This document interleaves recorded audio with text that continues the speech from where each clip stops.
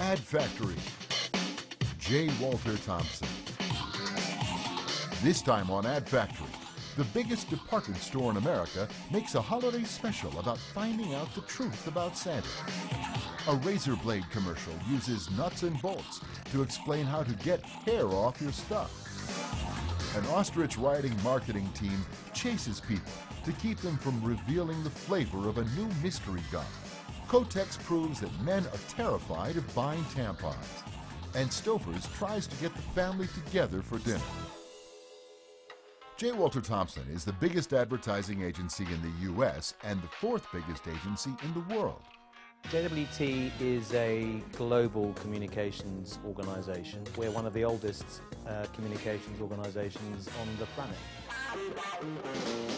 Headquartered in New York, JWT is a true global network with more than 200 offices in over 90 countries, employing nearly 10,000 marketing professionals.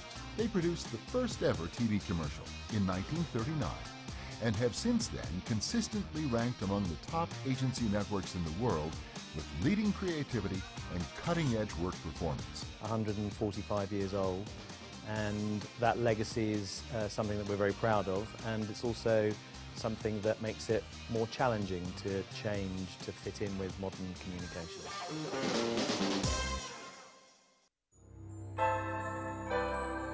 Macy's is known for touchy-feely, emotional holiday commercials that work great on people. But this one really does the trick.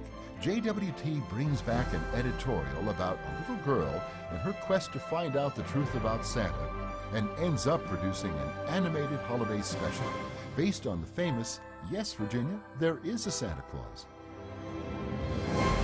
We needed to come up with a Christmas message that was appropriate for a time when people weren't shopping. So we needed to craft a message that was at the same time inspirational, that also rekindled the holiday spirit at a time when there really wasn't that much, and something that didn't feel overly crass or commercial, like we're saying, like, you know, we're slashing prices, come on in.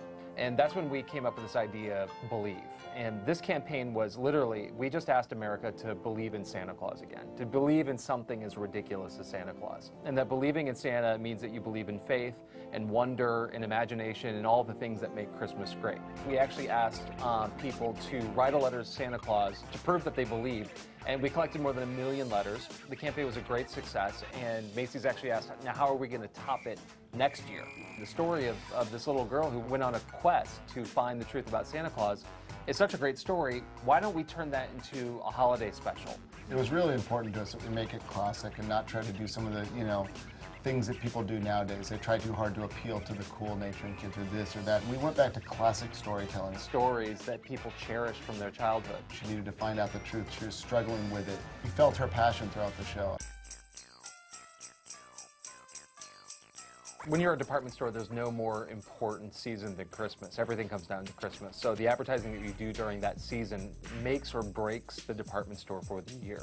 And Macy's, as a department store, is also indelibly linked to Christmas.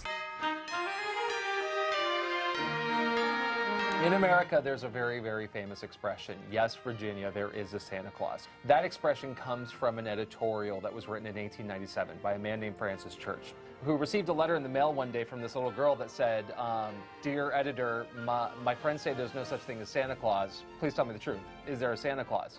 So he saw this letter, and he wrote in response what ended up being the most famous newspaper editorial in history.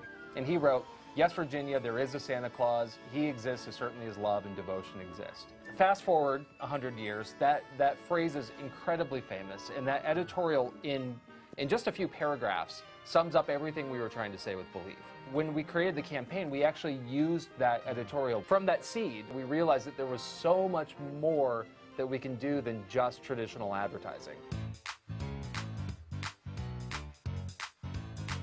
Producing the show was a joy. We had to restructure the agency a little bit and restructure the way we worked with our client in order to make a show. Instead of hundreds of decisions to be made, there are thousands. The most stressful moment was probably midway through the project, where Macy's had greenlit the production, but we still didn't know which network it was going to be on, or if we were going to have a network. We pitched the networks and waited for word, and then when we finally got it, we were far less stressed. When we wanted to do a premiere, we actually found the house that Virginia grew up in is now a school. So we held the premiere for the show in the house that she grew up in. It's done pretty well on the award shows. But what I think is even more powerful is the fact that it's been accepted by film festivals. I think 2 or 3 years ago there wouldn't have been the places for it to be recognized in advertising festivals. Advertising is an interruption, and that it has to be entertaining in order to break through and to get consumers to engage with it. So many more people involved. There are so many more people who are involved in the decision making. And if you don't listen, and if you don't stay open to new ideas coming from unexpected places, you're shutting down a lot of brilliant ideas. This show, actually, when we pitched it to Macy's, we pitched it as a 3-minute web film. And the client said, wouldn't it be great if it were a half-hour animated show? And we were like, wow, that's never gonna... Actually, you know what, that would be pretty good.